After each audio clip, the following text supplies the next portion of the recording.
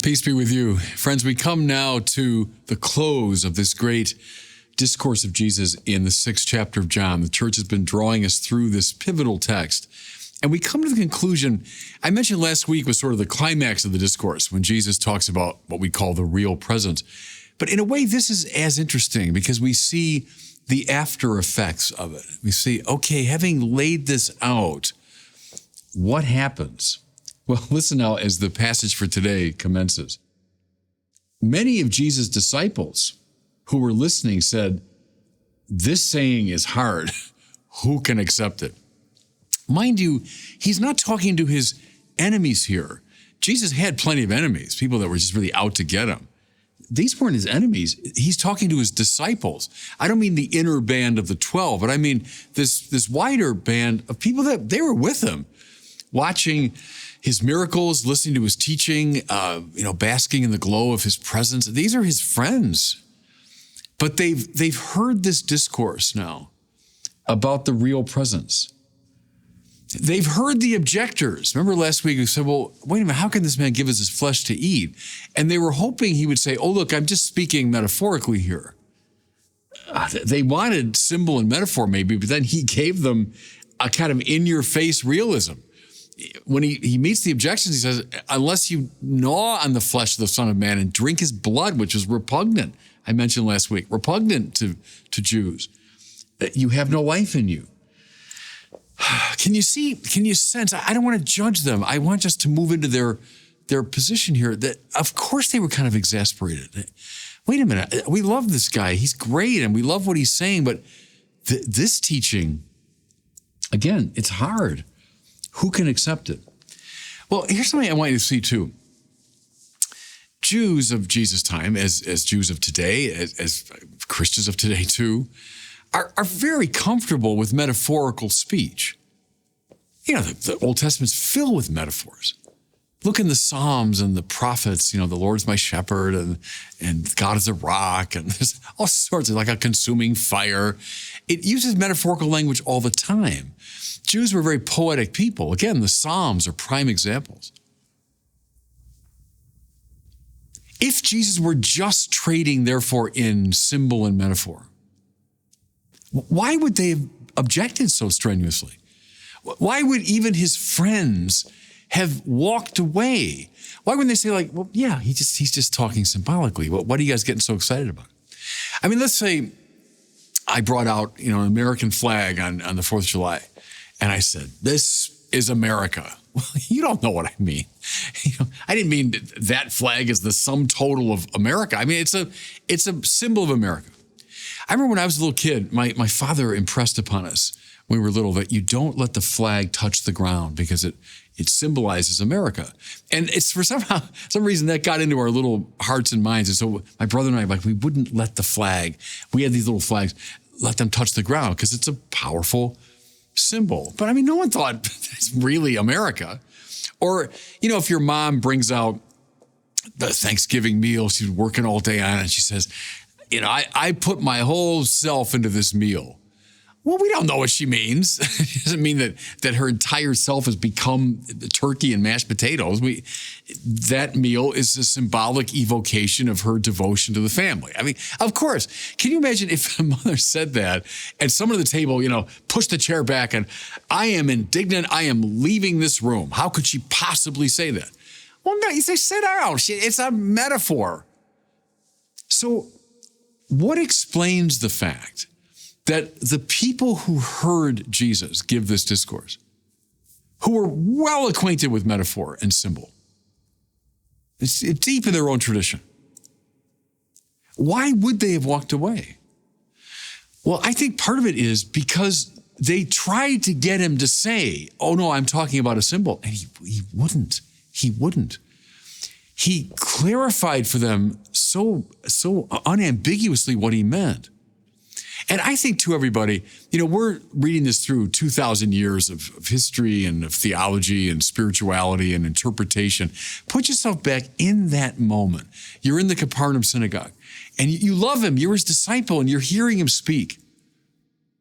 There must have been something in his tone, in the way he was saying it, where they knew, okay, he's not talking about a symbol here. He's talking about something else.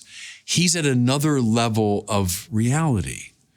In other words, my point is they got it. They got it. They understood how weird and radical this language was, which is why they got up to leave. All right. Now, let's keep pressing it now in a positive way of uncovering what this means. Jesus says, what if you were to see the Son of Man ascending to where he was before? See, does this shock you? Well, obviously it did. So what if you were to see the Son of Man ascending to where he was before? Okay, I guess he's like Jeremiah or Isaiah or Ezekiel or Abraham or Moses. No, he's not. That's the point. See, think of all the great heroes of Israel. I've just mentioned all the other ones, patriarchs, prophets, seers, sages, poets, all the great heroes of Israel. We reverence them, yes. They taught us great things, yes. They were loved by the people, yes. But nobody thought that they were divine. They were spokespersons for God. They were bearers of God's word. They were all flawed, right? Think of everyone I named, all the heroes of Israel. Isaiah, Jeremiah, read those books of prophecy and the flaws of the people themselves. Jeremiah, don't call me, I'm too young, Abraham, Moses, who's a deeply compromised character. David, who's an adulterer and a murderer. I mean, all the heroes of Israel, they know are not God. Then there's Jesus. Does this shock you what I said? What if you were to see the Son of Man ascending to where he was before? He's the one who, in this absolutely unique way, has come down from heaven. Like the manna, but now I myself am the living bread, come down from heaven. What if you saw him ascending to where he was before? In other words, if you saw who he really is, you'd get this. So remember I mentioned last week, what God says is, that's why, that's the difference. And see, the Christian life, we read everything through the lens of Immanuel Kant. That story for another time. Kant was the philosopher who tended to reduce religion to ethics. Religion's all about being a nice person, having a heart of gold. But that's not it. That's not biblical religion. Biblical Christianity is about conforming ourselves to the Son of God. What the church fathers called deification. See, not to being a nice person. I mean, that's great. I'm all in favor of being a nice person. I'm not against it. But that's such a banal, flattened out reading of the Christian spiritual life. The Christian spiritual life is about, being so conformed unto Christ that I begin to share in his own divinity. Thomas Aquinas called this deificatio in his Latin, deification. Deification, becoming conformed unto God. What's the Eucharist? Oh, a nice symbol of Jesus' teaching. No. Jesus' real presence, his real body, blood, soul, and divinity, meant to be consumed so that we become conformed unto him. We become lifted up, divinized, sanctified in the most radical sense possible. That's why Ecclesia de Eucharistia, the church comes from the Eucharist. It's the means by which we are deified. See, if you saw the Son of Man returning to where he was before, you'd get this. That's the point. See, does it shock you? Are you quarreling? Are you leaving me? Well, it's because you don't really understand who I am and what the eating and drinking of my body and blood is all about. See that? We're right, everybody, at the heart of the program here. So again, he says this, and what do we hear? It's lovely. This is a historical accident, but maybe in God's providence. It's John 6:6. John 6, verse 66. So read that any way you want to. John 6:66. It says, many of his disciples returned to their former way of life and no longer accompanied him. This is one of the most pivotal moments. I always find this passage like, it doesn't just sadden me, it's almost frightening.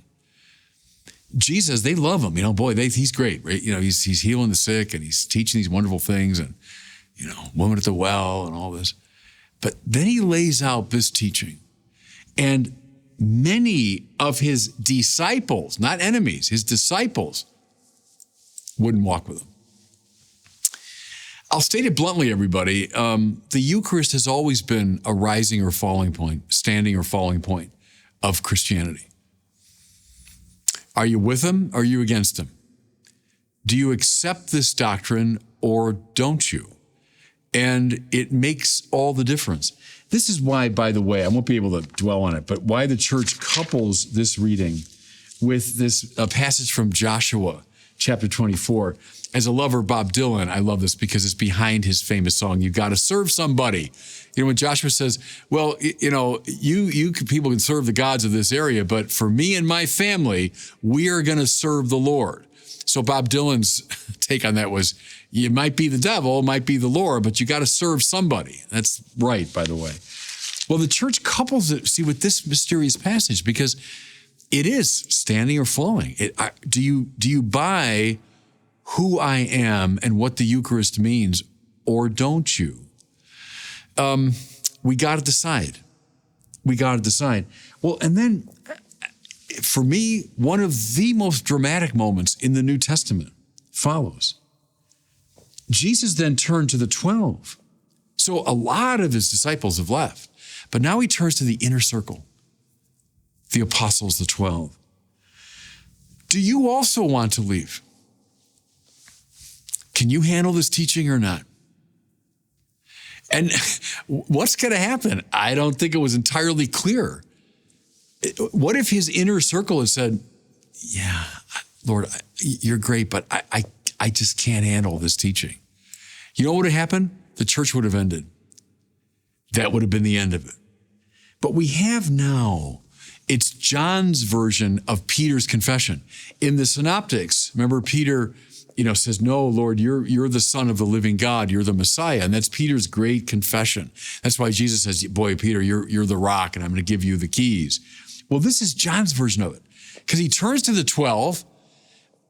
In the other Gospels, like, who do people say I am? And then who do you say I am? Well, it's a similar question. Do you want to leave me too over this teaching?